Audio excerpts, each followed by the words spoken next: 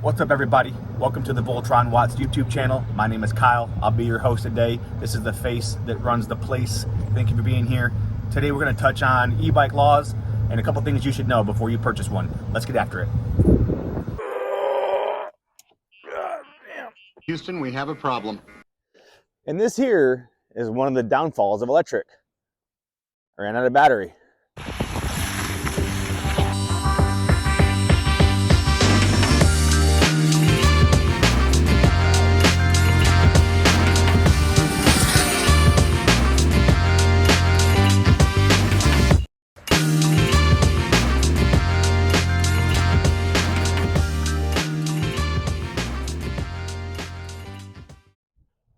All right, y'all, let's get into the topic at hand here. E-bikes. Where are they legal? Where are they not? The types of e-bikes. There's three classes. We're going to get into that in a second.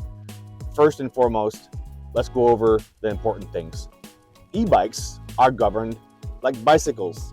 There's no registration required, no insurance, no driver's license needed for an e-bike. License and registration, please. There's three classes of e-bike. Class 1 is it's an e-bike that is only powered when the operator is pedaling, and it has a 20-mile-an-hour max speed. Okay, so you're pedaling along, there's no throttle, it's only assisting you up to 20 miles an hour with no throttle. A class 2 e-bike is very similar. Max speed is still 20 miles an hour.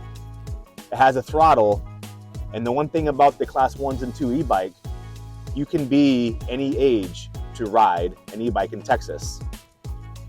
A class 3 e-bike, the person riding or operating the bike must be at least 15 years old. It can't go over 28 miles an hour, and it's also pedal assist. It's also worth noting too that DIY e-bikes are legal in Texas. I never broke the law. I am the law. You can build a bike from scratch, and then you can add a bigger battery or manipulate the controller and update the hardware, the software, blah, blah, blah. And it's legal in Texas. Well, Kyle, what about mountain bikes and mountain bike trails? Well, all classes of e-bikes are allowed in all natural parks where normal bikes are allowed, okay? National parks are managed by the National Park Service, which is responsible for the use of e-bikes. A couple of things I found interesting when I was doing this research is riding at night. So if you ride your bike at dark, you should have a headlight with a white light that can project up to 500 feet and a red tail light that is visible for up to 500 feet, or a reflector that is visible for up to 300 feet. It's also worth mentioning that e-bikes should have at least one tire that is 14 inches or bigger. Now, this is just a quick down and dirty about the e-bike laws in Texas. There's so many gray areas. You might need to check your local laws as far as sidewalks goes, trails, you know, where you can and can't ride. But I just wanted to come to you guys and give you something to think about. If you're going to purchase a bike, the speed, how you get the speed. Is it pedal assist? Is it throttle? Is it 28 miles an hour? Is it under 20 miles an hour?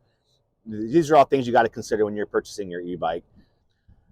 But ultimately, your e-bike is street legal.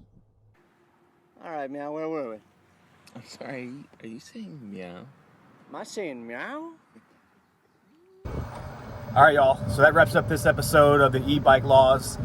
If you find any of this content useful, please consider hitting the like button and maybe giving it a subscribe. If you're here and you're new, thank you for being here. Thank you for watching. If you are already subscribed, I appreciate you a ton. Thank you for that.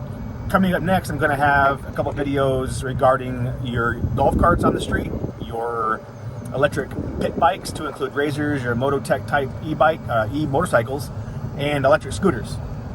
Voltron Watts out. You stay classy, San Diego. And thanks for stopping by. But mainly, stay classy.